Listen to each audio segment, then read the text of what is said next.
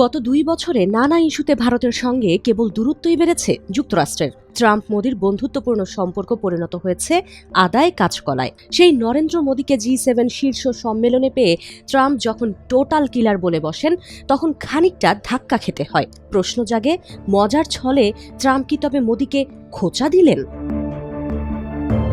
এমন প্রশ্নের কারণ, দ্বিতীয় মেয়াদে নয়াদিল্লিকে নানাভাবে শাস্তি দিয়েছেন ট্রাম্প। ভারতীয় পণ্যের ওপর কেবল শুল্ক আরোপ করেই ক্ষান্ত হননি, রুশ তেল কেনার অপরাধে অতিরিক্ত শুল্কের বোঝা চাপিয়েছেন। ফলে ভারতীয় পণ্যে শুল্কের পরিমাণ গিয়ে ঠেকে 50% ঘরে, যা কিনা বিশ্বের মধ্যেই সর্বোচ্চ।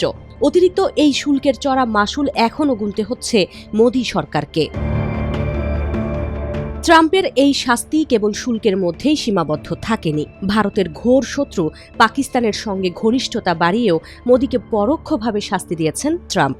আর সবশেষ তো ইরান যুদ্ধে নৌ অবরোধ না মানার কারণে 3 ভারতীয় নাবিককেও হত্যা করেছেন তিনি, যার জেরে মার্কিন কূটনীতিককে তলব করে প্রতিবাদ জানায় নয়াদিল্লি। সেই ঘটনার সপ্তাহ না পেরোতেই যখন মোদীকে টোটাল কিলার বলেন ট্রাম্প, তখন ধাক্কা না খেয়ে উপায় কি?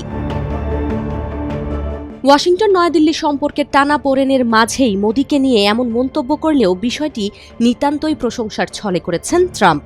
মূলত বাণিজ্য চুক্তি নিয়ে নরেন্দ্র মোদীর কঠোর মনোভাবের প্রশংসা করতে গিয়েই এই মন্তব্য করেন মার্কিন প্রেসিডেন্ট। মোদীর প্রশংসা করে ট্রাম্প বলেন, আমি প্রধানমন্ত্রী মোদীর মতো নই। তিনি শান্ত, ধীর স্থির এবং এক কথায় দুর্দান্ত। তার দিকে তাকান, দেখতে অত্যন্ত সুন্দর, যেন সাক্ষাৎ দেবদূত।